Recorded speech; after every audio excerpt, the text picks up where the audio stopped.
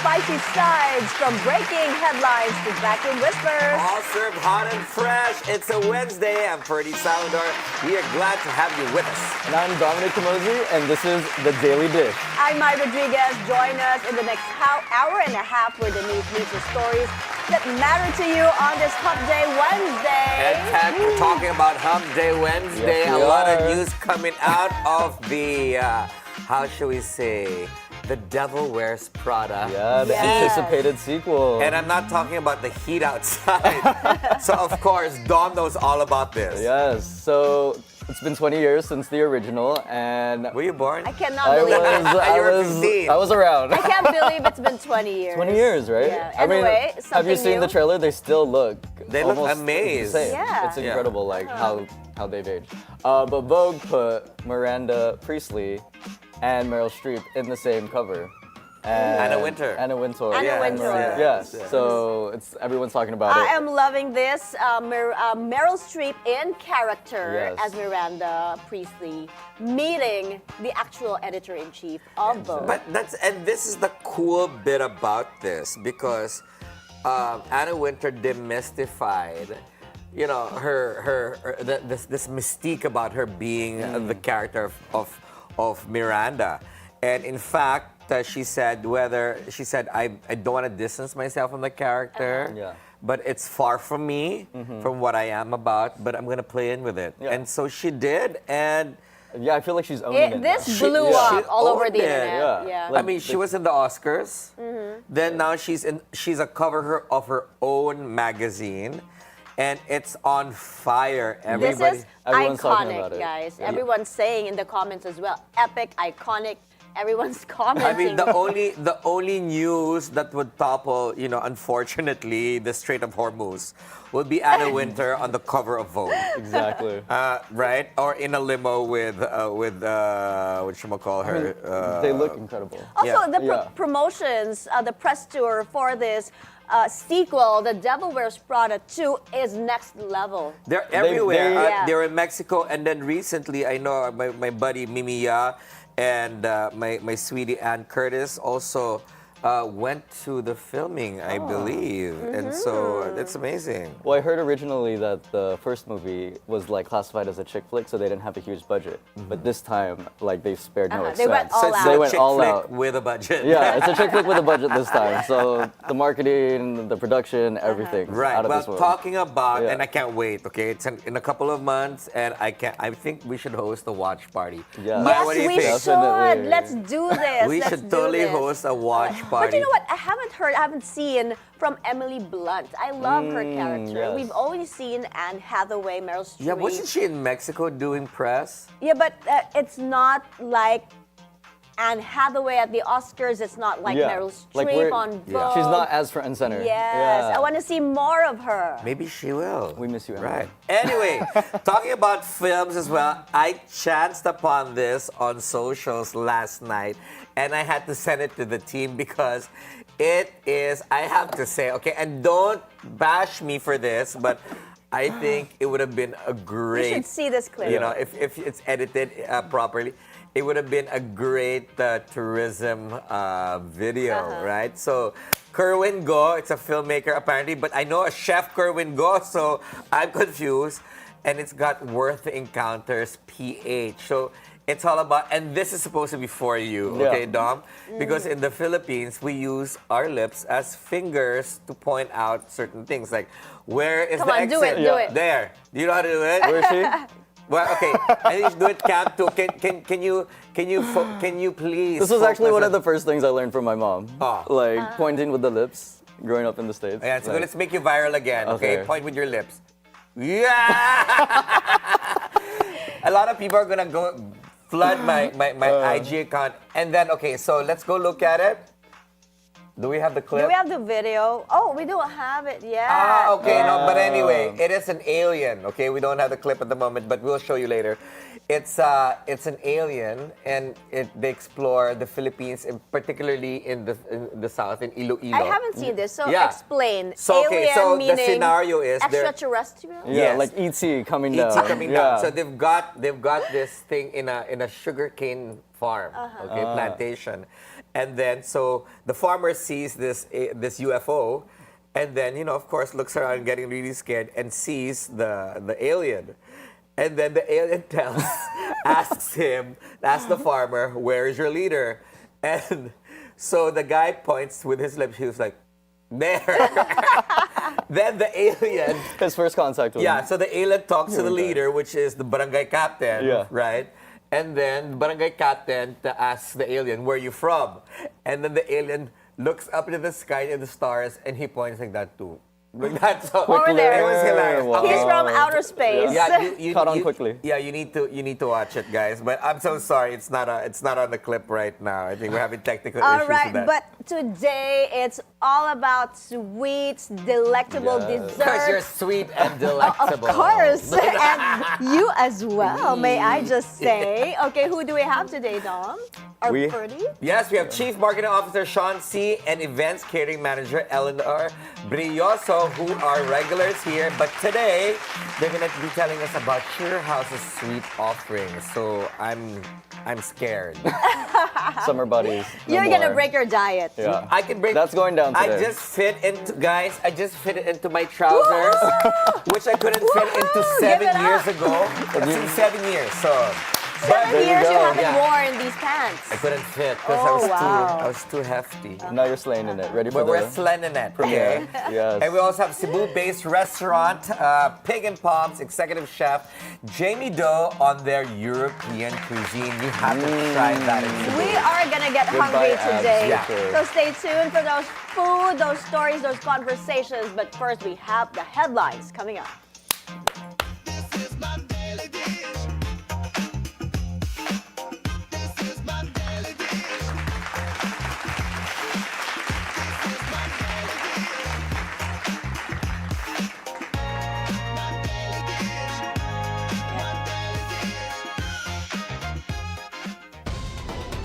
In today's top stories, Iran claims victory over the U.S. after President Donald Trump agrees to a 2-week ceasefire. The Office of the Vice President confirms asking the Supreme Court to stop her impeachment hearings at the lower house. In sports, Alex Ayala advances in the Linz Open. We'll give you details on her stunning win against Austrian Julia Graber. And later in the show, it's all about delectable sweets and pastries. We'll speak with Sugarhouse's Shaun C. We also have Eleanor Brioso and Pig and Palms executive chef Jamie Doe. A last-minute ceasefire between the U.S. and Iran shocks the world just hours before a deadline on the reopening of the Strait of Hormuz. While the agreement promises temporary calm, many Iranians remain skeptical about what comes next. Jillian Geronimo has more on our top story. U.S. President Donald Trump has agreed to a 2-week ceasefire with Iran, hours before his deadline for the Strait of Hormuz reopening. Trump has earlier warned that, quote, a whole civilization will die if Iran failed to comply with his demands. The deal requires Iran to halt counterattacks and provide safe passage through the strait, which handles about 1/5 of global oil shipments. Pakistan's prime minister helped mediate the ceasefire and invited both sides to meet in Islamabad on Friday.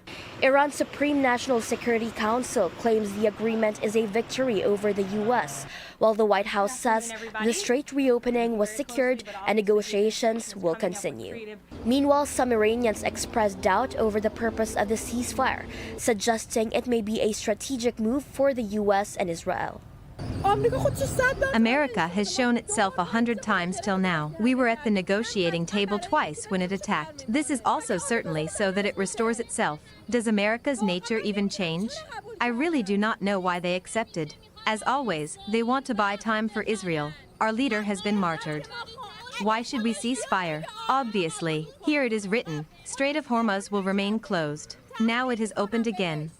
The war, now in its 6th week, has claimed more than 5,000 lives in nearly a dozen countries, including over 1,600 civilians in Iran, according to tallies from government sources and human rights groups.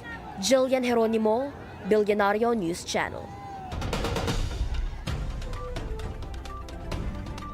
No relief just yet for motorists. An energy expert says the 2-week ceasefire between the U.S. and Iran is not enough to bring down fuel prices. Speaking to Bilyonaryo news channels at the forefront, Jay Layug, executive board member of the Philippine Energy Research and Policy Institute, says he even expects fuel prices to remain high until year-end.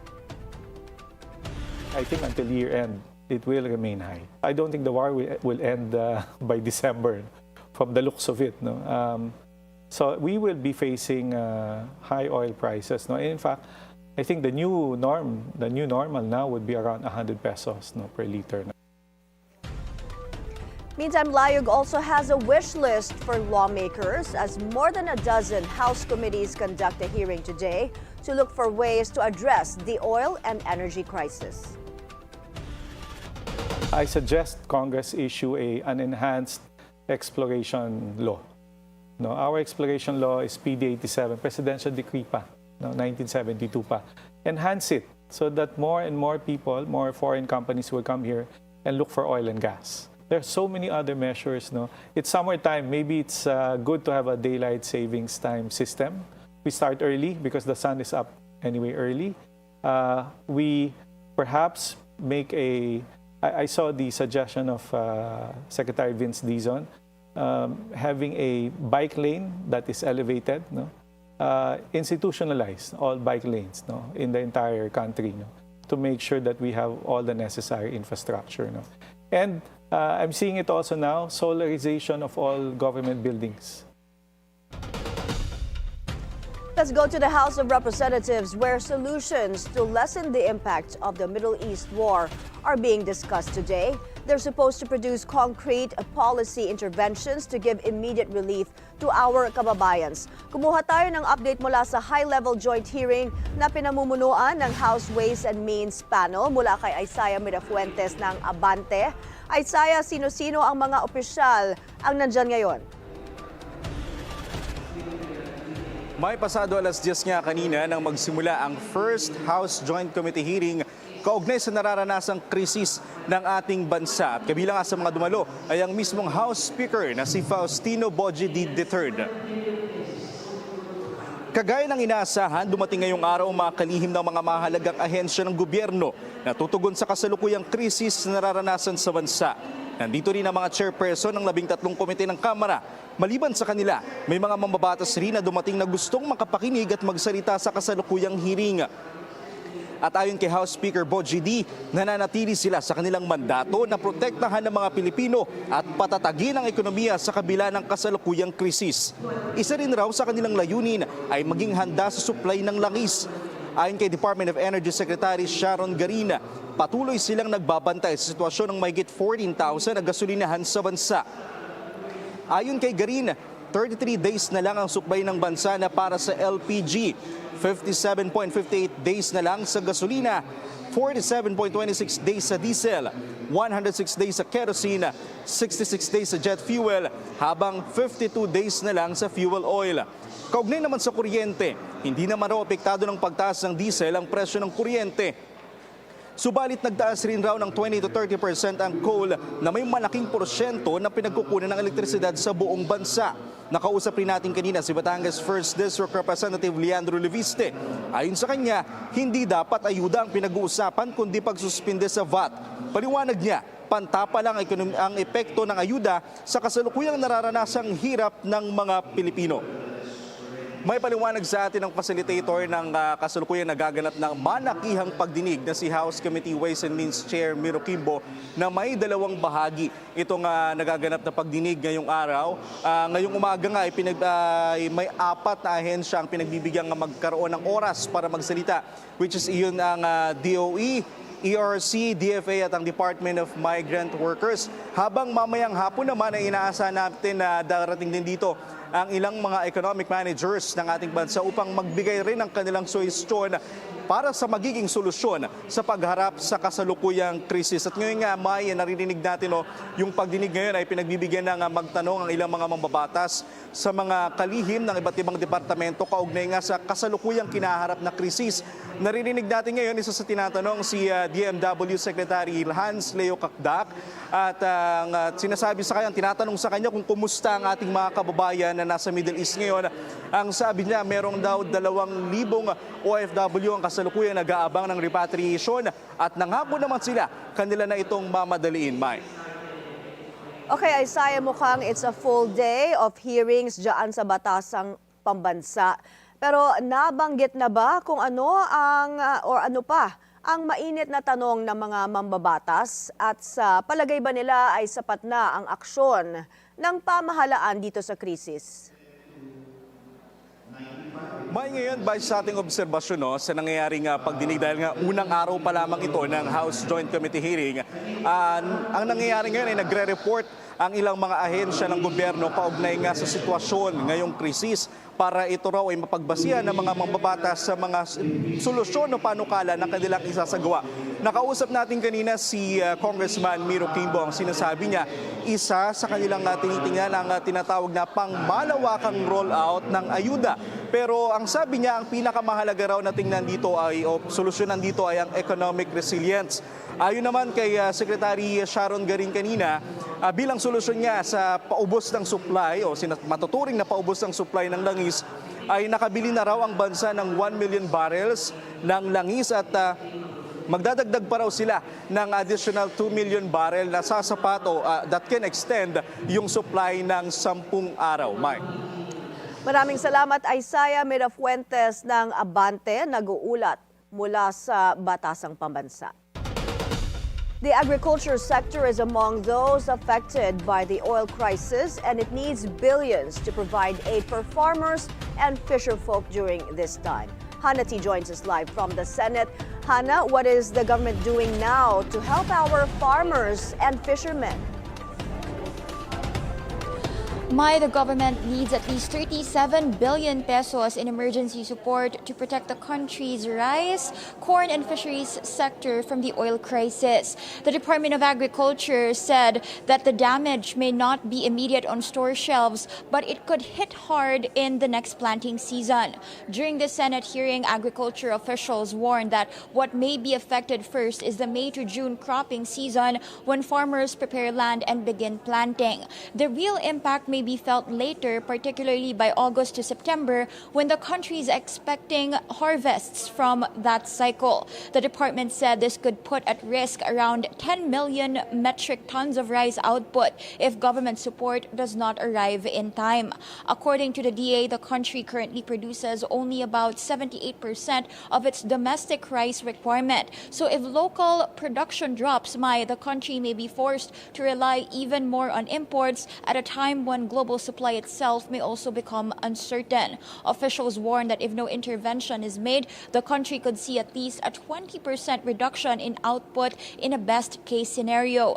In response, the agency is now pushing for direct subsidies for fuel and fertilizer. The 37 billion pesos being requested would cover only 3 months of support, specifically for May, June, and July inputs. That includes assistance for fertilizer as well as diesel and gasoline used by farmers and fisherfolk. Officials said the goal is to protect the current production cycle, so there will still be harvests in the months ahead. If the government fails to act, the cost of inaction for just 3 major sectors, rice, corn, and fisheries, may already reach about 75 billion pesos. Senator Bam Aquino, for his part, said the government should now look at quickly releasing existing aid funds, noting that there are already almost 200 billion pesos worth of ayuda programs across different agencies. Mai?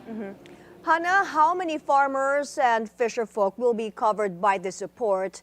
And how sure are we that this will reach them? Kasi alam natin na kapag cash subsidy ang pinag-uusapan, this is prone to corruption. The agency estimates that there are about 11 million farmers and fisherfolk nationwide at around 6 to 7 million doon ay nakikitang most urgent target for fuel and fertilizer support nga. And the agency said it hopes to reach about 90% of them and that the support must arrive at the latest June daw to be useful nga doon sa susunod na cropping cycle. At sa ating huling monitoring, yung mga opisyal ng DA kasama yung mga senador doon sa pagdinig ay inaaral whether yung support ba should be given in cash or direct input assistance. Back to you, Mai. Thank you, Hannah T, joining us live from the Senate. Senate President Tito Soto, meanwhile, fires back at Congressman Paulo Duterte's claim he's in limbo over joint exploration with China. Soto says his push for oil reform dates back to the Duterte administration. Kumuha tayo ng detalye mula kay Dexter Ganibe ng Abante. Nag-uulat mula sa Senado. Alright, babalikan po natin si Dexter Ganibe. Aayusin lang natin ang linya sa kanya doon sa Senado. Meanwhile, the cash aid payout for PUV drivers begins today in Malolos, Bulacan. Ched Gatchalian is on the phone to tell us more. Hi, Ched. Tell us how many driver beneficiaries are there? Hi, my tricycle drivers lined up early this morning at the school in Malolos, Bulacan. This is the first day of cash payouts for PUV drivers on provinces from the Department of Social Welfare and Development. For Malolos, this is the first batch of payout for Todas, to be followed by another batch tomorrow and on Friday. Drivers filled up not only the venue proper but also the streets outside, especially on print shops as they completed their requirements. Over 1,000 tricycle drivers were expected to attend today for the payout, according to the regional officers handling the activity. Each of them received 5,000 pesos. Some drivers, however, encountered issues in the distribution, such as misspelling on their names in the records or problems on their signatures and tab marks. The local government unit has a help desk for drivers with concerns. But even on the supposed last stage of the cash aid distribution, the queue still took a long time. Drivers requested for faster process and less hectic requirements to get the assistance. Mai? Ched, did all drivers in the venue receive cash aid or are there some who are not on the list katulad ng nangyari sa ibang mga lugar? Yes, that's the issue that so Mai. There were todas there together with their driver members who were on the list despite submitting their names at the big call. They told us they weren't given any reassurance if they will still be included in the next schedule of the payout. But according to the DSWD, there will be a separate special payout schedule for cases like this. They are aiming to finish all the batch 1 of payouts until April 13th. Mai? Thank you, Ched Gatchalian reporting. Balikan po natin si Dexter Ganibe sa Senado tungkol doon sa sinabi ni Senate President Tito Soto. He is firing back at Congressman Paulo Duterte's claim that he's in limbo over joint exploration with China. Dexter, anong latest dyan? Yes, Mai, nanindigan itong si Senate President Tito Soto III na matagal na niyang advokasya ang pagsusulong ng mga oil reform program kabilang ang pag-repeal ng oil deregulation law. Binigyang diin din ng Pangulo ng Senado na ang pagsusulong niya na pag-aralan ng administrasyon na pasukin ang joint venture sa China para sa oil and gas exploration sa West Philippine Sea ay hindi na bago. Taliwas ito sa naging patutsada sa kanya kahapon ni Davao City Representative Paulo Duterte na nagsabing biglaan yung pagbabago ng ihip ng hangin mula kay Soto na anyay matinding kritiko ng China noon. Pagtatama ng Senate President, taong 2021 nang pumunta siya sa Malacanang kasama sina Senator Panfilo Lacson, dating Senator Gringo Nasan at energy expert Ed Manialac para ipresenta kay nooy Pangulong Digong Duterte ang panukalang joint oil exploration. Naghayagan niya ng pagsuporta noon si FPRRD pero sabi ni Soto, hindi na niya alam ang naging susog ng mga kasama ng Pangulo dahil hindi na umusad pa ang naging panukala nila noon sa kabila ng interes ni Digong. Banat ni Pulong, Isinisi daw ni Soto sa Duterte admin kung bakit hindi natuloy yung nasabing panukala. Dagdag pa ni Pulong na kung ano ang prinsipyo at paninindigan, dapat itong tukuran hanggang sa dulo, hindi yung pabago-bago, depende sa benepisyo. Naging mainit sa mata ng mga pro-Duterte si SP Soto nang maupo siyang Senate President. Kasunod na rin ng kanyang naging pahayag na aksyonan forthwith kapag naiakyat na sa Senado ang impeachment case laban kay VP Sara Duterte. Mai? Alright, maraming salamat. Dexter Ganibe ng Abante nag-uulat mula sa Senado. Unemployment in the Philippines eased slightly in February, but the job market still faces challenges. Despite more Filipinos joining the labor market, fewer were actually hired across key sectors. Che Sulit is reporting live from Quezon City to break down the numbers. Che, go ahead.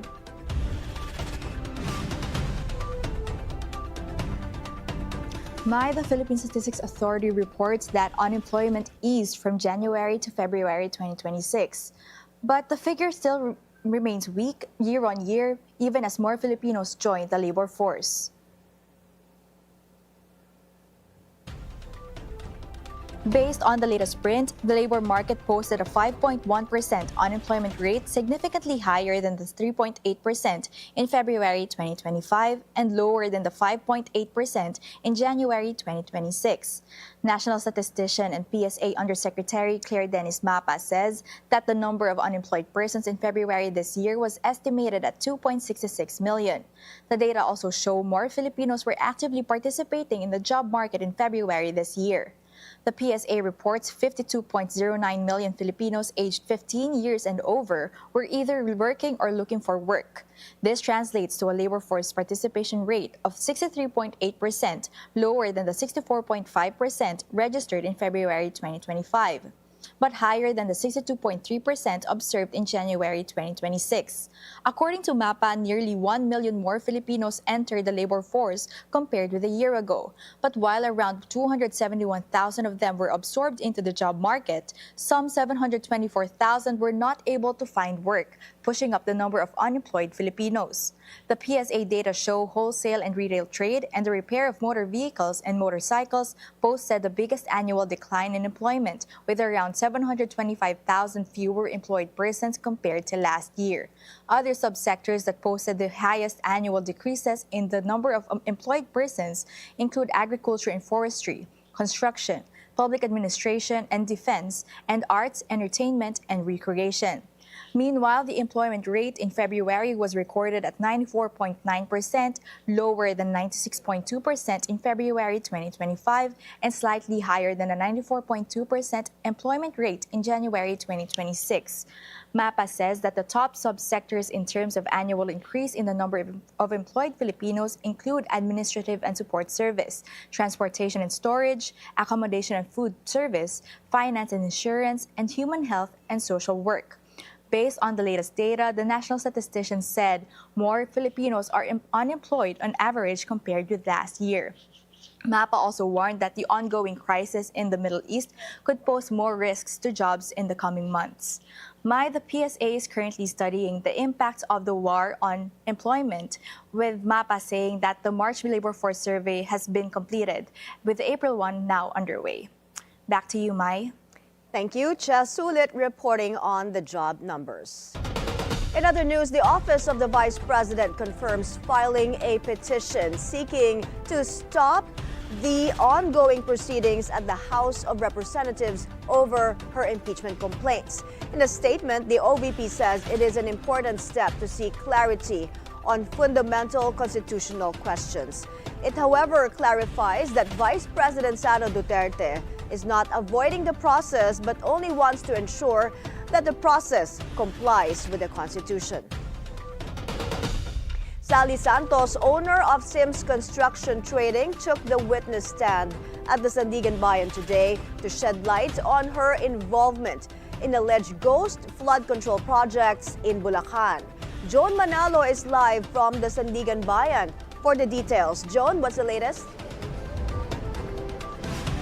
The Sandigan Bayan 3rd Division continues with the bail hearing of former Senator Bong Revilla and former DPWH 1st District of Bulacan officials. This is in connection to the alleged 92.8 million peso ghost flood control project in Pandi, Bulacan, where they are facing a malversation case. Today, Sims Construction and Trading owner Sally Santos took the witness stand, where she identified former Assistant District Engineer Bryce Hernandez as the one who granted her with infrastructure projects in Bulacan. During the hearing, Santos testified that her contractor's license was used by the DPWH Bulacan 1st District Engineering Office through Hernandez. She also claimed that Hernandez, then as Engineer 2, encouraged her in 2019 to establish a construction company so she could be contracted for infrastructure projects in the province. Santos further stated that it was Hernandez's team that prepared the financial and bidding documents for these projects and not her. However, she maintained that she was unaware the projects were ghost or anomalous, as she trusted Hernandez with the use of her license. She added that based on her knowledge, there were no issues with the projects handled by Hernandez, and there was no agreement involving ghost flood control projects using her license. This includes the project in Pandi, Bulacan. Santos said she relied on project updates given to her, including information from a certain engineer Jolo Tayao, who she said reported that the project was 76% complete. She also emphasized that since 2019, she had only dealt with Hernandez regarding government projects from the DPWH Bulacan 1st District Engineering Office. According to Santos, Hernandez would pre-select projects for her even before the bidding process, explaining that this is how it works in the 1st District of Bulacan. Names are already assigned and she just participates in the bidding. Santos likewise claimed that Hernandez instructed her to implicate Alcantara in the flood control investigation. But during the cross-examination, Santos said that she was only able to speak with Henry Alcantara early 2024. As of press time, the hearing is still ongoing and will provide more updates as they become available. Back to you, Mai. John, alam naman natin kapag flood control project ang pinag-uusapan, malaking amount of money ito.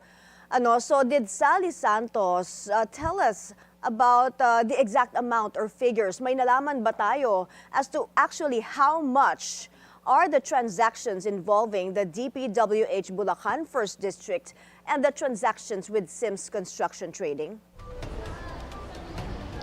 Yes, Mai, Santos disclosed earlier that she was able to deliver around 1.72 billion pesos to Hernandez from 2024 to 2025, and that she earned around 80 million pesos from these projects linked to Hernandez. She also noted that a total of 42 projects in 2024 solely from the DPWH reached a combined value of 1.8 billion pesos. And among these, there are 3 flood control projects in 2024, one amounting to 56 million pesos, another one amounting to 76 million pesos, and another one worth 92 million pesos where Alcantara still serves as the district engineer. Maya.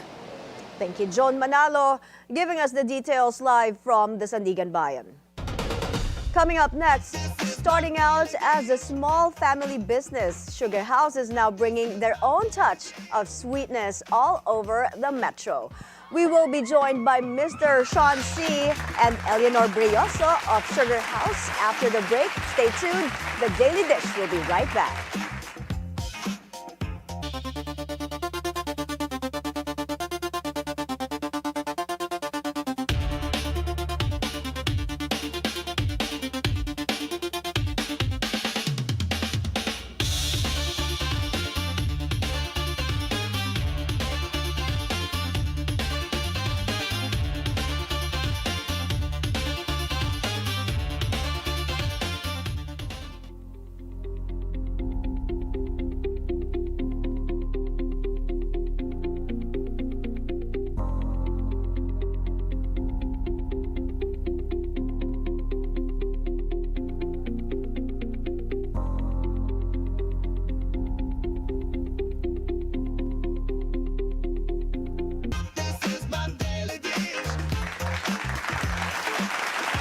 Magandang araw po sa mga kapwa ko Pilipino. Ako po si Alden Richards, isang proud Filipino taxpayer. Ngayon pong panahon ng income tax filing, hinihikayat ko po ang lahat ng mga taxpayers natin na mag-file at magbayad po ng kanilang income taxes on or before April 15, 2026. Ang tamang pagbabayad po ng buwis ay mahalagang ambag natin sa patuloy na pag-unlad ng ating bansa para sa mas maayos na serbisyo publiko at mga programang makakatulong sa pag-angat ng bawat mamamayang Pilipino. Upang maiwasan po natin ang rush o penalties, siyempre ayaw po natin yan, ay mag-file at magbayad po tayo ng maaga o sa takdang panahon. Para sa karagdagang impormasyon, bumisita lang po tayo sa website ng Bureau of Internal Revenue o sa pinakamalapit na BIR office sa inyong lugar. Ito po, paalala ko lamang po sa inyo, magbayad po tayo ng tamang buwis sa tamang oras para sa mas maunlad na Pilipinas. Maraming salamat po.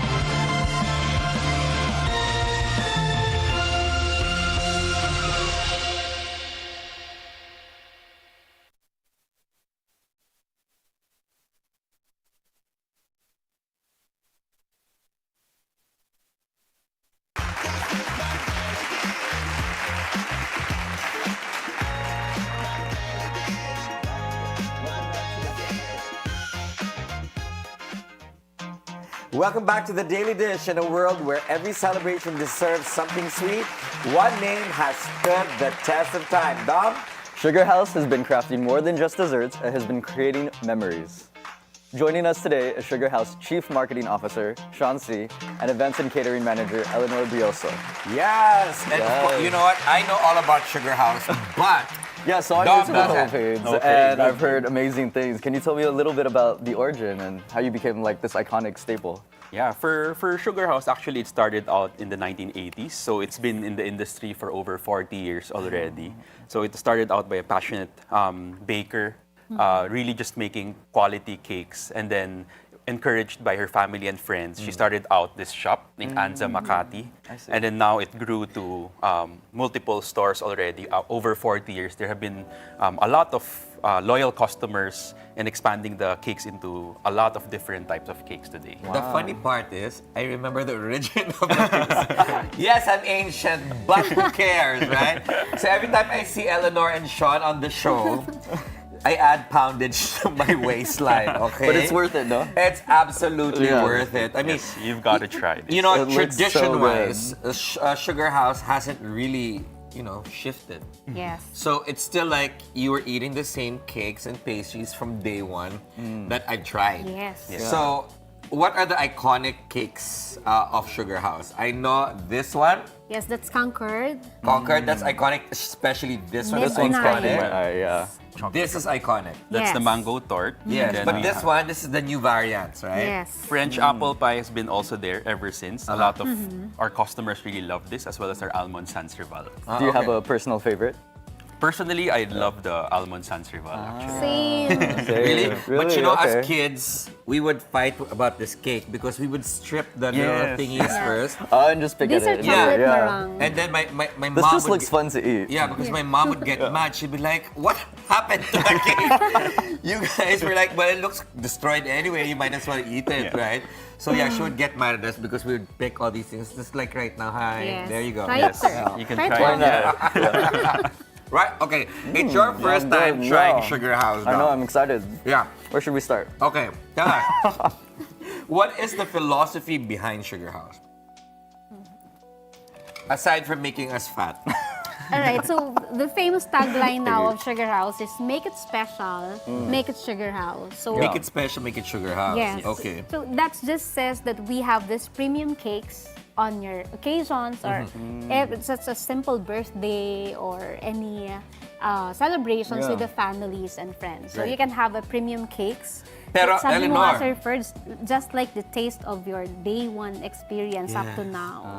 It stayed the same I was throughout about the to say years. something, but I Yeah. don't think NTRCB would like what I'm gonna say. But now I'm curious. Shut up, shut up. But you guys, you mentioned premium. Yes. You know, we're having a little bit of tough time, of course, with what's happening in the war. Have you guys decided to keep your prices as is, or is there going to be a certain increase? For our Sugarhouse cakes, our prices will remain the same. Wow. So we won't do any price increase because That's amazing. we understand Yeah. what's happening currently also. So what we want to do is to have allowed our customers to actually enjoy this premium experience at the same price, at the same rate, especially with everything that's going on. So that's an experience that we want all our customers to So it have. stays accessible to everybody. Good for Yeah. you, Shaun Yes. and Sugarhouse. They're not increasing prices. All they're doing is increasing sugar happiness. So, speaking of consistency, you guys are now a franchise operation. How do you maintain, the brand and the quality through all your stores? Yeah, so in our stores, so we ensure, first off, we have a commissary. So all of the cakes are actually baked in a commissary and then being sent to the stores. That way, we're actually able to maintain the quality, ensuring that everything is consistent across the different stores. At the same time, we've also bolstered up our training team. So at least we get the staff that will be serving you. The way we prepare our products are all standardized as well across our stores. So the quality control is very strict. Yes. I'm working here, okay? I'm doing quality control, okay? While you and Shaun. I know I'm jealous. I was like, where? Maybe. Let me just check the quality control, okay? Guys, I love apple pie. Yes, this is Actually, a fresh apple. It's cinnamon spiced, and you can have more cheese or cream on top. What do you prefer, Sir Doms? I wonder what I think it has to be both. Yeah. Mai's in the back of the camera. Mai, what cake do you want me to try? It's Shout my it out. birthday Friday, so let's go all out. I'm eating the apple pie now. What else? Pick it up. Okay, mango tart. I Mango need to tart. try the mango Alright. tart. All right, let's do this. Okay, oh my gosh, it's your first taste. It's my first First taste. taste of the French Okay, apple do it, pie. do it. I'm doing I the wanna see. cream and the cheese. Okay. Okay. Oh my God. Really? Are Sarap. you lying? Sarap talaga. Masarap? Masarap talaga. Nice. You know, I want to try my lab. Here, mango tart. mango A tart. small That's so slice. good. Like, It's a small It's not like one. overly sweet. Yeah. Yeah. a small The slice level of lang, sweetness or is else just my right. doctor will That's be why a mad lot at of me. our customers really go back for this. So really a lot of the loyal customers or the iconic pie is really French apple pie from Sugarhouse. Yeah. Because usually, like with sweets, they're just like too much sweetness, like it's over the top. But this, yeah, it kind of reminds me of Japan. Like they get the level just right. Just right. Yeah. Filipinos love hindi masyadong matamis na the true? cakes. Because we're Oh, try sweet. it. Wow! Lami. Okay. Gusto ko I'm yan. gonna But eat you this know, whole thing. is that true? Okay, Shaun. Unfortunately, you didn't grow up in the Philippines. But did you notice that a lot of our food has a sweet... Yeah, like the spaghetti, lahat. Oh my God. What about at Sugarhouse? Because aside from cakes, you guys also have other savory items. Yes.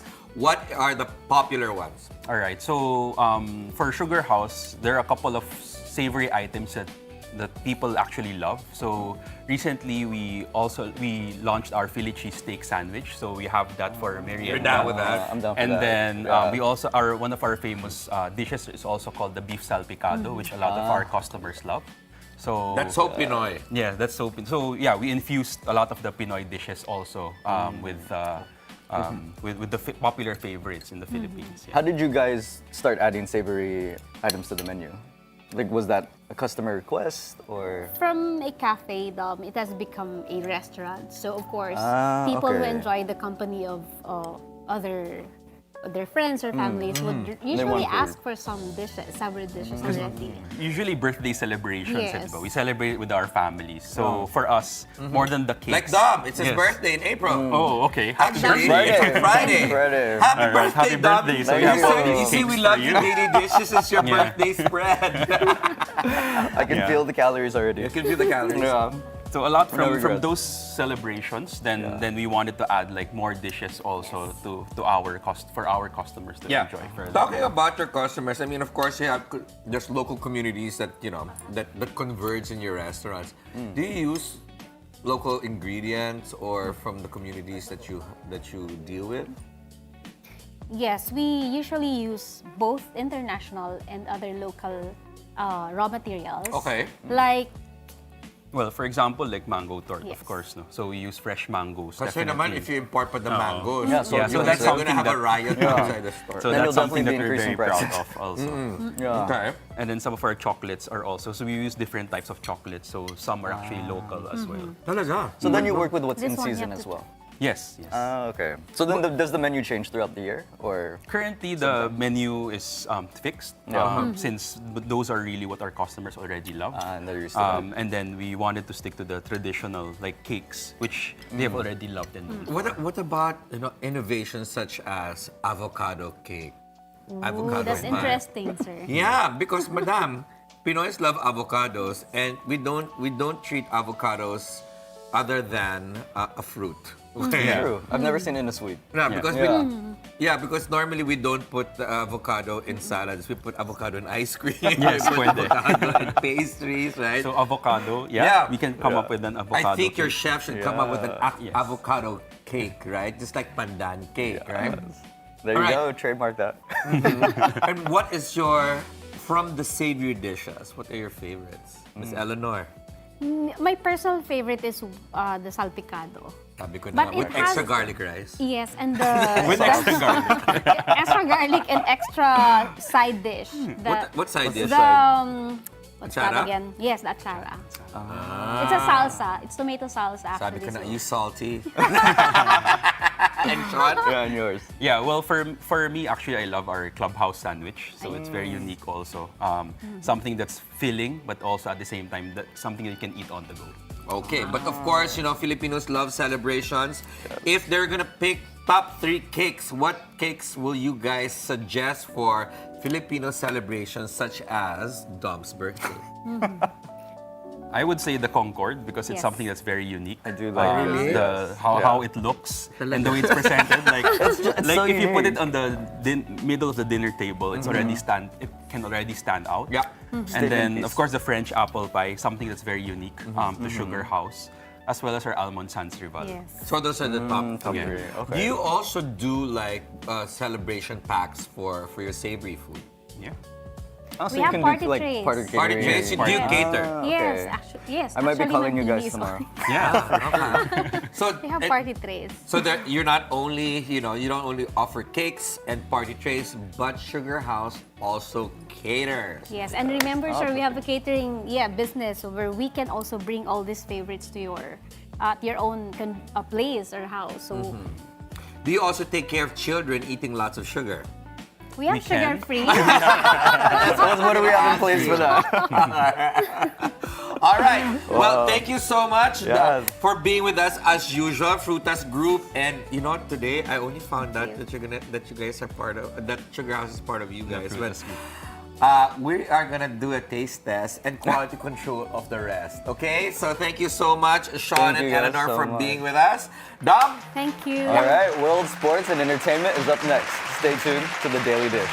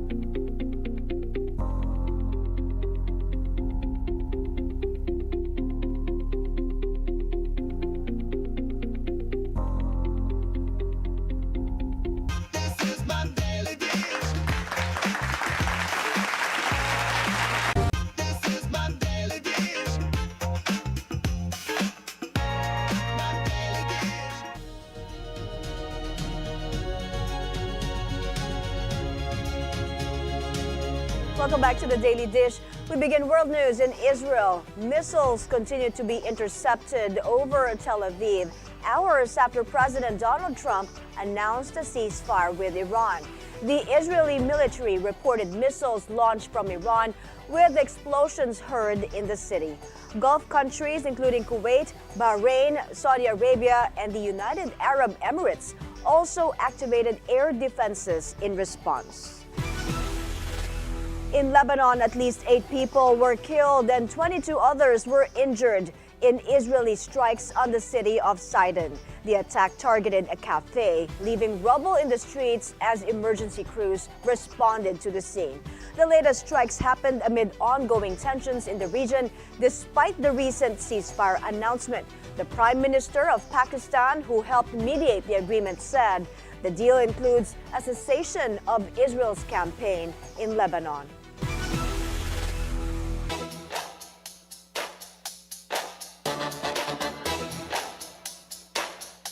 Former PBA Commissioner Noli Ayala believes there's no reason to restrict Filipino players from pursuing opportunities abroad. Speaking on BNC's The Scorecard, Ayala stressed that these athletes deserve support as they chase their dreams overseas. This comes as the local league reportedly put in place residency rules that could bar free agents and rookies up to 3 years if they opt to play in other leagues or pursue opportunities around the globe. Under the new guidelines, players who leave despite active offers from PBA teams could face a 3-year ban, a move that stopping the growing exodus of talent. For Ayala, this trend is not a threat, but instead a sign of the game's evolution. He adds that this type of exposure is actually beneficial, especially for the national team. I think basketball has evolved worldwide. It has become a smaller basketball community. Now we see many players changing nationalities. We see countries playing with and against each other. EASL was formed precisely for reasons like this, just to develop basketball. FIBA is supporting this. I think the PBA has to evolve in that sense. I think Philippine basketball has to continue to support the dreams of our young players. Boxing icon Manny Pacquiao drew cheers from a different kind of crowd as he took the mound at Yankee Stadium to throw the ceremonial first pitch before the New York Yankees game. Wearing a custom pinstripe jersey, the 8th Division world champion delivered a clean strike, earning a standing ovation from fans. Pacquiao shared his appreciation for the moment, calling it an honor to stand on the same field as some of the sport's greatest names. The appearance is part of Pacquiao's U.S. tour, which includes stops at major sporting events, such as an NBA game featuring the LA Clippers and an NHL outing with the LA Kings. Amid his tour, Pacquiao also confirmed that his highly anticipated rematch with Floyd Mayweather Jr. this September in Las Vegas will be a full professional bout, not an exhibition. Alex Ayala advances to the second round after winning in straight sets against the Australian Julia Grabber in her Linz Open debut. The Filipina phenom is now eyeing to notch a 3rd straight win in her already perfect singles record against the Latvian Jelena Ostapenko in the second round of the clay court tournament. Sheila Salese has that story.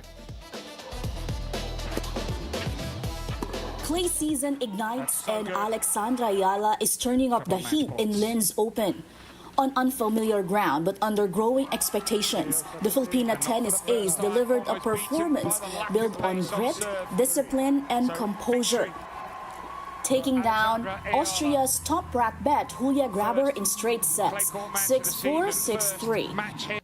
Ayala was pushed to the limit early, forced to defend against an aggressive Grabber who fed off the home crowd's energy.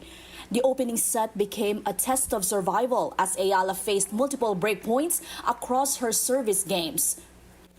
In one crucial stretch, she endured a marathon game filled with repeated deuces, digging deep, refusing to surrender momentum. While Grabber held serve more comfortably, Ayala stayed locked in, waiting for her moment, and it came at exactly the right time. In the 10th game of the first set, Ayala pounced, snatching the set 6-4 in a statement of patience and precision. That breakthrough flipped the match. Ayala carried that momentum into the second set with authority, breaking early, then unleashing a 3-game surge to build a commanding 3-1 advantage. Her shot selection sharpened, her movement became more fluid, and her confidence surged with every point. The Austrian clawed her way back into contention, breaking Ayala to trim the deficit to 4-3 and reigniting the home crowd. Just when the pressure threatened to swing, Ayala responded with the poise of a veteran, breaking back immediately in the next game to restore control. From there was no looking back. Ayala stepped to the line and served out the match with authority, sealing a straight sets victory and sending a clear message to the rest of the field. I think I kept the intensity well throughout the match.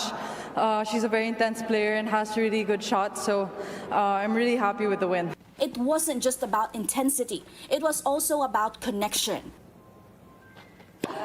Thousands of miles away from home, Ayala found unexpected support that added an emotional spark to her performance. Filipino fans inside the arena made their presence felt, turning sections of the crowd into a pocket of home energy, and the young star felt every bit of it. I think it's amazing.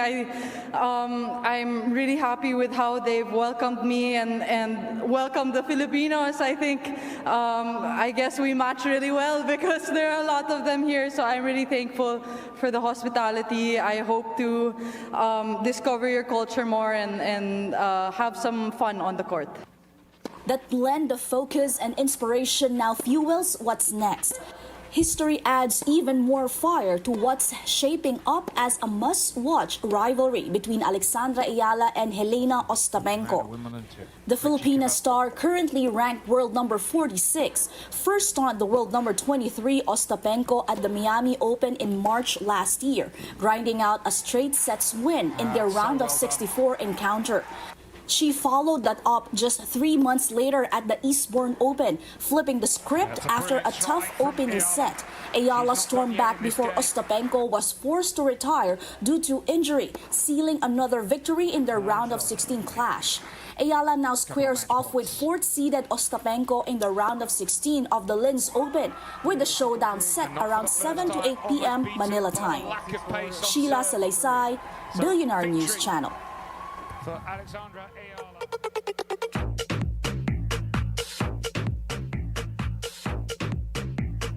Our pinsan is so back.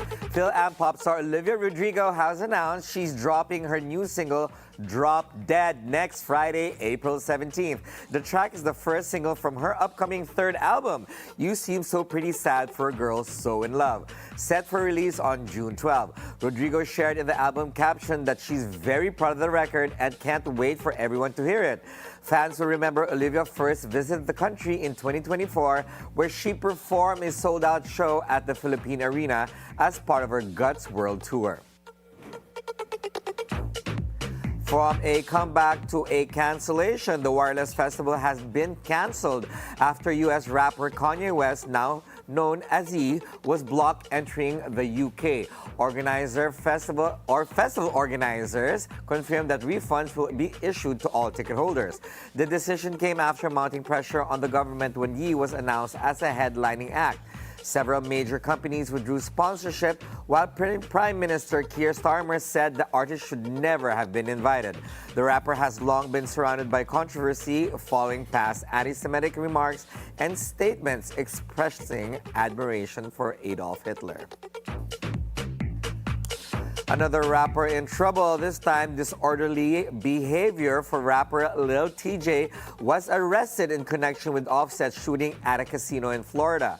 According to the arrest report, Lil TJ allegedly directed members of his party to start a fight with another small group of males, which escalated when someone pulled a firearm and discharged it. However, recent videos show Lil TJ has been released and is back on the streets. Offset, who shares 3 children with Cardi B, did not sustain life-threatening injuries. TMZ also released footage showing Offset in a wheelchair at the hospital, appearing relaxed while smoking. Up next, our one-on-one interview with Pig and Palm's executive chef Jamie Doe in Cebu. Do stick around. The Daily Dish will be right back.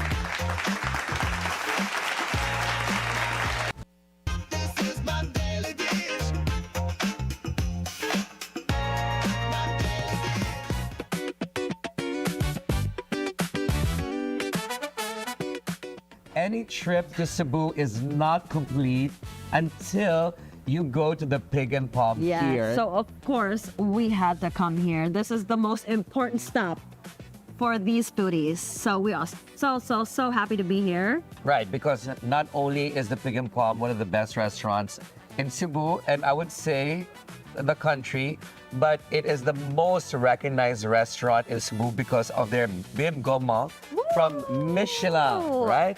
And of course, we are going to be talking and having a conversation with the very good-looking, handsome Chef Jamie Doe, the executive chef of the Pig and Palm. Chef, Too kind. thank you so much for accommodating our appetites. Always. Welcome. Welcome to Cebu. Welcome to the Pig and Palm. Thank you, the man, the myth, the legend who got the bib gourmand. That's right, him and of course Chef Jason Atherton.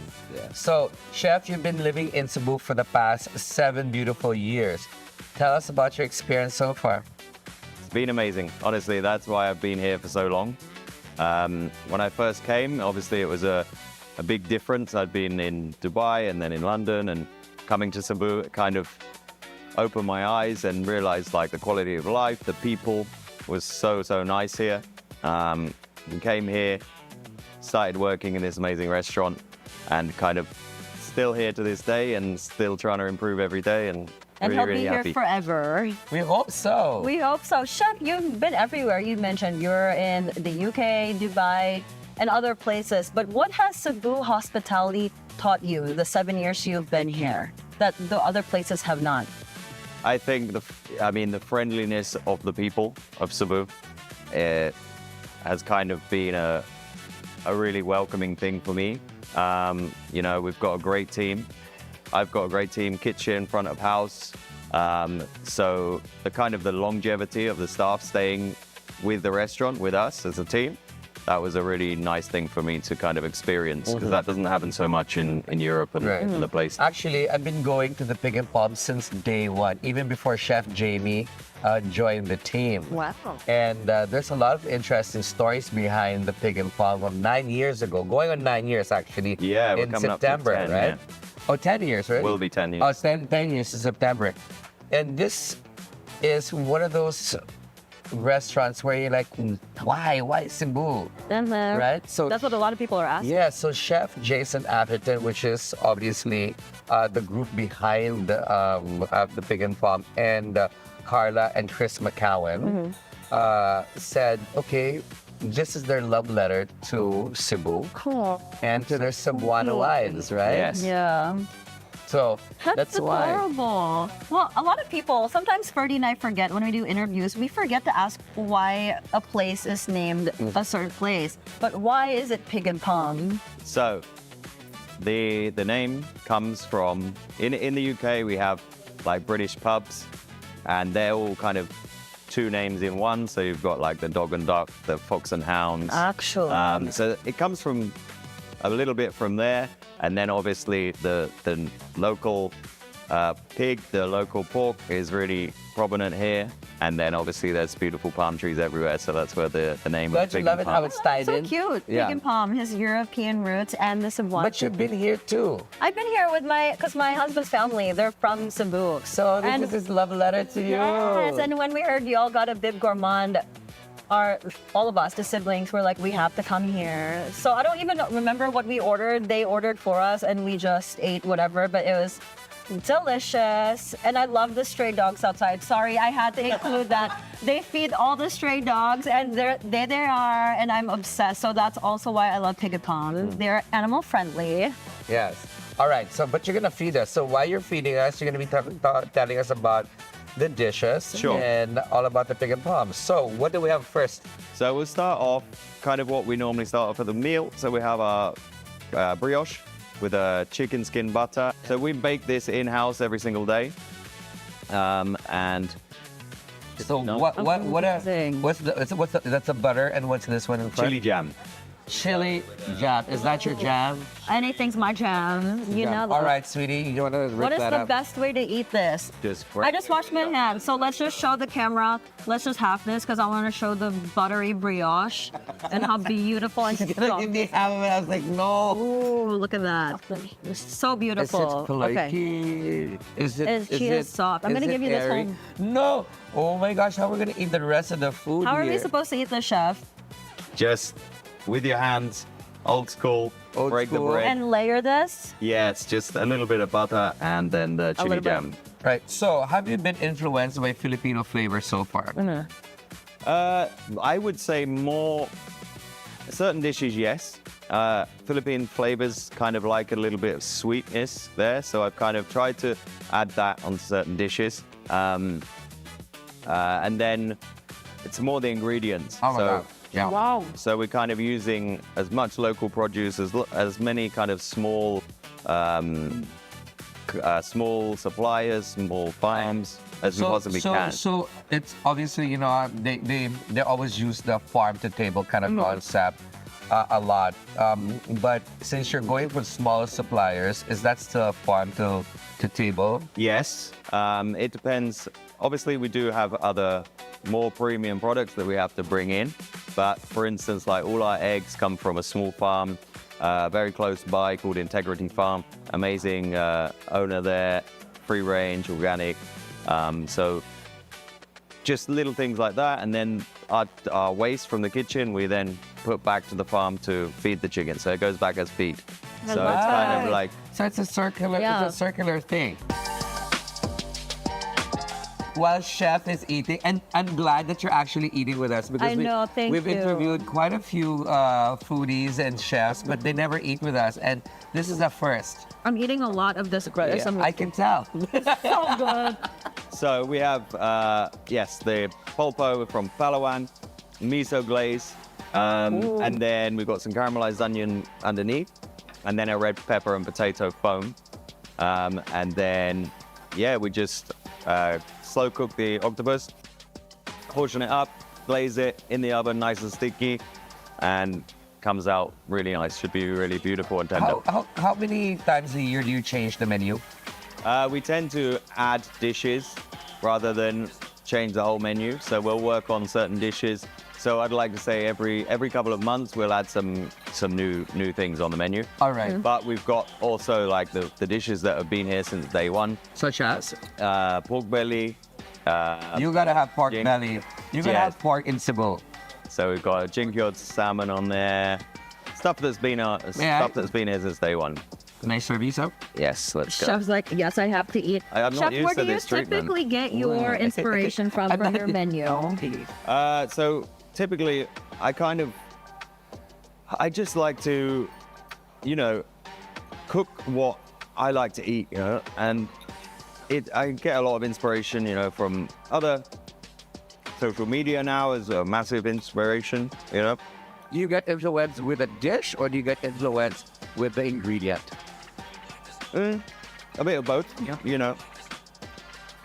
You can see it like, that's the beauty of social media now, right? Before, years ago, it was really difficult to kind of see what was going on outside world. But now, social media is like, everything is out there, So, yeah, I have some really great chefs that I follow and, Just like Jason Atherton? Of course. I follow him too. Hey, buddy. Chef, when you guys found out that you were going to get the Michelin Bib Gourmand, what was your reaction like? Were you shocked? Were you expecting it? No, we really weren't expecting it.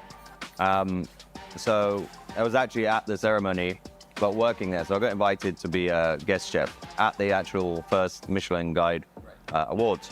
So I was kind of absolutely really busy because me and a couple of guys flew to Manila, cooked for 1,500 canapes, was in the ceremony, got the award, then straight out of the ceremony, go and do the canapes, and then obviously it was amazing. They had the really, really beautiful setup there. And it was great to cook alongside some other great chefs. You mentioned Manila. A lot of people have been asking, and I'm sure after seeing this episode, They've been asking why the Pig and Palm is not in Manila yet. Are you guys having plans of expansion?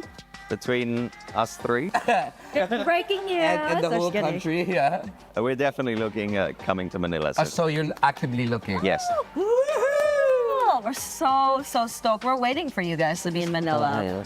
But of course, the heart, the It's still here. mothership is still in Cebu. Always. This is where my heart is now. This is my home. Oh, that's so sweet.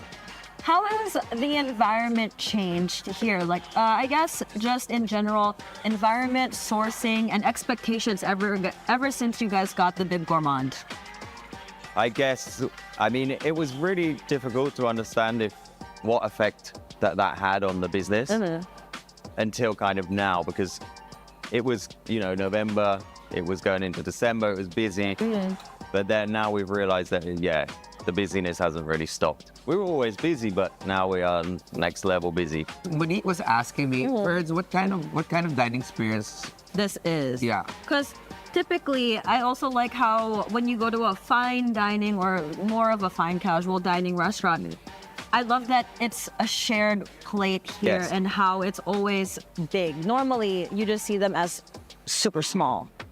So that's why I asked Ferdi. Exactly. So people label us a bit fine dining, but for me, we want to be accessible to everyone here.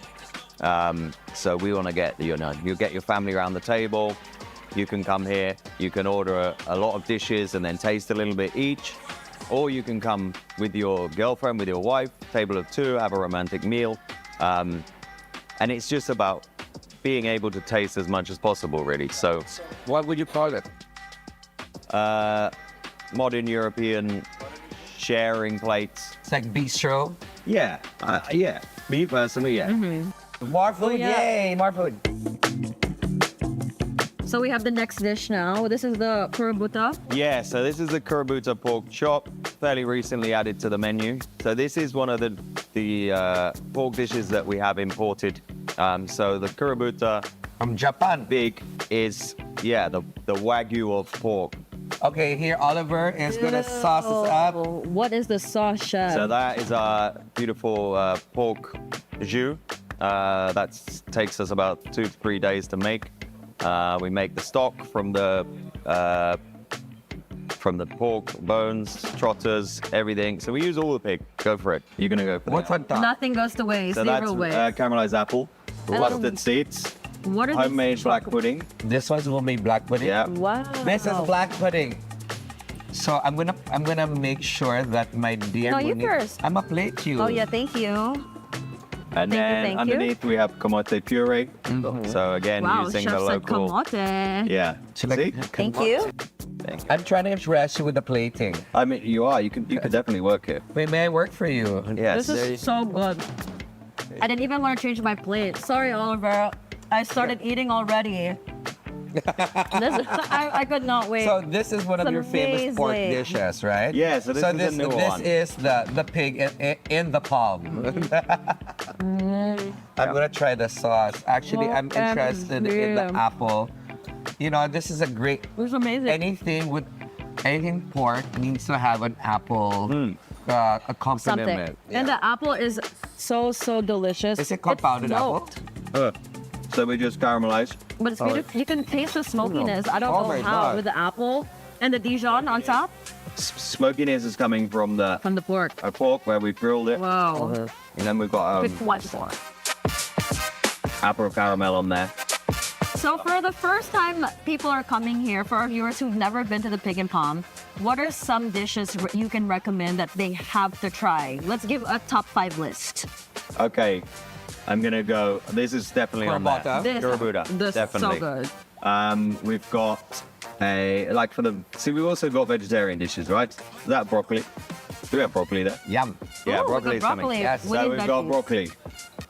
So that's with a gorgonzola veloute. Oh, this stop one here, it. and a. Thank you. That's our egg from Integrity Farms. Look how cute. So that's up there. Then I'd say we've got a gin-cured salmon. We've also got the pulpo. Again, pulpo is one of my favorites. And one more. And then probably our souffle. So that's our mango For float. dessert. So we do have Filipino influence on the menu There we because go. we have our mango float souffle. Which You have to have mango. You're in Cebu. Yep. exactly. So we've taken all those flavors from the wow. you know, the Filipino, the Cebuano favorite dessert and kind of changed it and put it into a souffle. This is excellent. Sorry, I I'm love just literally shocked. Yeah, I I, don't love blame how you. This is so pretty good. I love how the broccoli's been charred, and Yeah. then you give it a little bit of acid. Lemon, That always works Thank you. with a veggie. candied walnuts. So that's the thing. Like, even though we're called the Pig and Palm, Yeah. we've got some really strong veg dishes on the menu. We also, you know, cater to allergies, to vegans are welcome, even though we're called the Vegan Palm.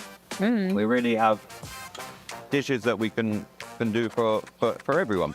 Now I want to know about the drinks. So we got some drinks here. I already had a sip of that. We're not drinking though on the job. These are mocktails because we're doing really well and we cannot. But how important is it to have a good cocktail menu, wine list, and mocktails to pair with all the food that you're making? Really important, really important. So we've got blueberry iced tea here and a sparkling passion fruit. When we put this restaurant up, we took all the kind of drinks and everything from the bar from the UK and from around the world where we've got other restaurants and really implemented them here so that we have that standard. So we've got a really long cocktail list actually. Can you zoom in real quick on this? Because this is my favorite part. When there's a poached egg, this is art. Do it. Are we ready? Look at the beautiful, silky orange egg.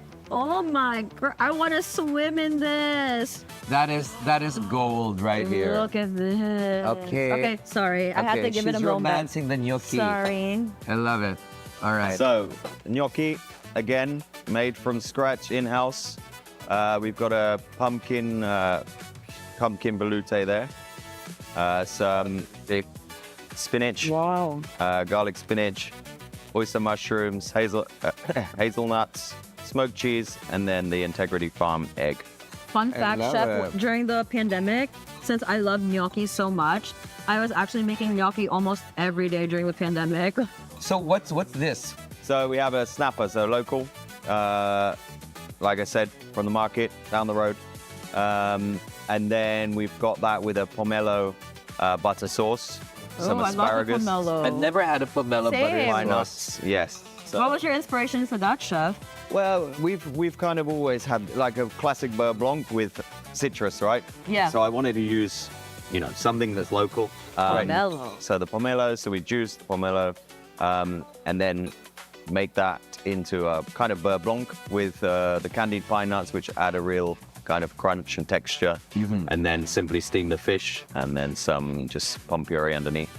Chef, the pomelo works so well with the cod. Right? Really, I really never thought about refreshing. This is why So we're we not got, yeah, in there we've got the Oh my God, pomelo wow. cells as well. Amazing. Wow. This is #wow.com.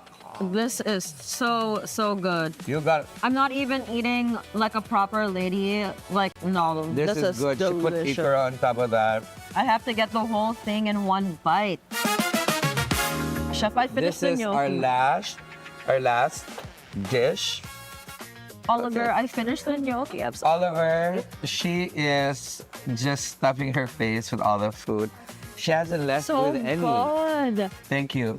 I'm eating everything. So now we're on to a chicken. So we've got a local chicken here. You know, people see chicken as a bit of a boring kind of meat, but the way we cook this and kind of the processes we go through kind of elevates it a lot. And so it's actually one of my favorite dishes. So here we've basically, you know, gone with chicken and grains because, you know, chickens feed on grain. That's so. We've got sweet that's corn. really funny though. Sweet corn. He put the feed circle of beside the life. cooked chicken. Okay, you're saying. Pearl barley. You. Sorry, add light. I tell a lie. Lie. And then we've got the chicken breast, which we brine. So that really helps to get some flavor into it. Yes, we brine the chicken whole. Then sous vide. Oh, I love when The water people bath. sous vide. Then the legs, we will then pick down. Braise, pick. And then that's what we make this chicken lollipop in the middle. Then sweet corn. So again, in abundance here. We have a lot of sweet corn. So we make a sweet corn puree. And then we have the charred corn. So that's just straight from the steamed and then cut nicely. Blowtorch. I still can't get over that joke. Chef, I want to give you a challenge. Okay. So, As long as it's not dancing. we No, will no, be dancing no. later. We can Thank TikTok. you for reminding seen you a lot dancing. They're all seeing us dancing that we're not somebody. Okay, thank you for reminding us. Thank We you will so much put for that reminding later. us. Yeah, I will. Okay, Chef, so if there's what's your favorite Filipino food? First. Lechon. You got it. I was nervous. Course. Sinigang. Okay. Okay. Let's do lechon. If you had to make lechon marry an English food, how would you make that into a European Cebuano dish that you can serve here at the Pig and Farm? Then I'm going apple again, aren't I? I'm going with the lechon. Or we go roast dinner. You know, instead of a roast pork, our lechon with that amazing crispy skin. Or what about a lechon and a fermented applesauce? What you're gonna say? No, I don't even eat, but I'm so I don't sorry. even. Sorry. The Penoy. No. No, I like No the farm. I like the soup of the bullet. That's how. That's it. What would you feed your wife here? My wife is on the diet as well. But no, with her favorite here is Karabuta again. Polpo. She's a big fan of that. Foie gras. So we also have foie on the menu. Oh. But I don't like when she orders that 'cause it's Chef, bit this is my pricey. new favorite. This is my new favorite gonna chicken put me out dish. of business. He doesn't like it when he when his wife orders the foie because it's a little pricey. Yeah, I know. That's what I was like. And it Happy happens wife, with- happy life, Yeah. Chef. Yes. Where is she? Don't worry, she's not around. Okay, She's, right now. she's not here. She's somewhere with Archie. She'll be in trouble when she watches this. That's right. We'll get her some followers on TikTok. Yeah. Okay, we always have room for dessert. Since I did not, I do because she's been eating here. I always save room. So I am so All right, here we so go. looking forward to this. Wow. What do we have in front of us, Chef? So here we have our poached Thank you. strawberry dish with a basil sponge, meringue, and then a passion fruit curd Ooh, passion. with some strawberry sorbet. I love anything strawberry. You gotta put it down now I was just showing. because you're gonna love this. Okay. The meringue. It just melts It in just your melts. mouth. Like everything in the menu. It melts in your mouth. No, Chef, moving forward, where do you see Pig and Palm? And what legacy do you want to leave? I think, I mean, we're never done, you know? Every day we're trying to improve. And I like the fact that we bring the young chefs through as well. I work a lot with the local schools. We get them in on the OJTs. That's amazing that you're also pushing education as I like part how of he's the very platform. active with the community. Yeah, definitely. So that's kind of where my team comes from at the end of the day is we bring them in from the school. They do a nice long kind of training with us as part of their curriculum. And then that's where I find my next team members. But like I said, I'm so lucky that people, stay here for a long time. So we should quite difficult. interview them. Ask them. Ask Is how Chef often? Jamie Why are you saying strict that or- one thing? Let's bring them in. Let's ask them. We'll ask them later. Why you scared? Then let's go bring them in. You know what to say, right? And where do you see the Cebu culinary scene in the next few years? I think it's Great ready question. it's ready to pop off because Manila, you've got many great restaurants popping up there, many Such amazing as? chefs. Josh, Love Salvador. Yes. So Love Elm. Josh. I was so happy for him to get his 2 stars. I was like already out of the ceremony cooking, and I heard it, and I was looking for him like really, really happy. Yeah, I love Joshua. Amazing guy, and just so happy for him. But yeah, there's so much room to, expand in Cebu. There's so much room for growth. There's lots of new developments popping up everywhere. So we definitely want to do something else here as well. So Do you think the Filipino culinary scene is ready to be recognized around the world? I think we're moving in the right direction. And like I said, I think over the next 3, 4, 5 years, it's really gonna. And you're gonna be part of that movement, Chef Jamie. Yeah, we're gonna be leading. You're one that of the movement, I hope. pioneers. Yeah. Well, Chef, what a pleasure.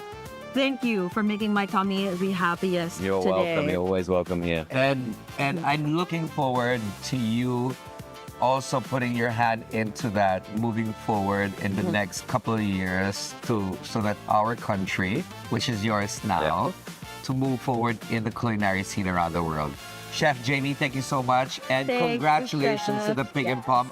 Well deserved. Well Thank you so much. deserved. Yes, as I said, there's no trip to Cebu that is complete without stopping by the famous Pig and Palm. And when you guys stop by, let us know if you guys stop by and what are your favorite dishes. We're gonna start interviewing some of Chef Jamie's colleagues now Yes, behind the and please scene. do look for Chef Jamie if you're here, and Oliver, say hi.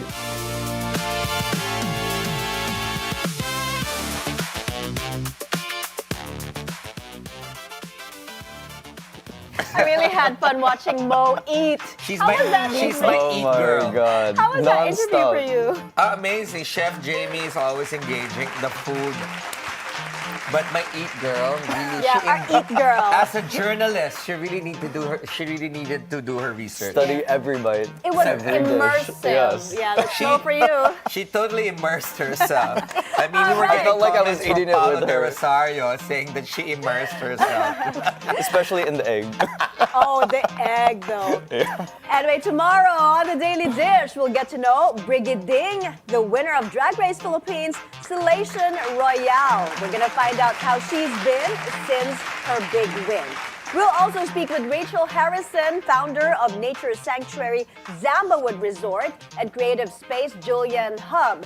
She'll also talk about her advocacy on autism. Very important. She's a dedicated advocate on autism and with kids with special needs. That's at noon only here on the Bilyonaryo News Channel. That's it for us today, Wednesday, April 8th. Join us again tomorrow for more Real Talk. A lot of spilled tea with zero filter. I'm Ferdi Salvador, always on top of the news and stories that matter most. And I'm Dominic Camozzi. Stay tuned to the Bilyonaryo News Channel. Thanks for making us your lunchtime companion. I'm Mai Rodriguez. That's the Daily Dish. Served! Cake!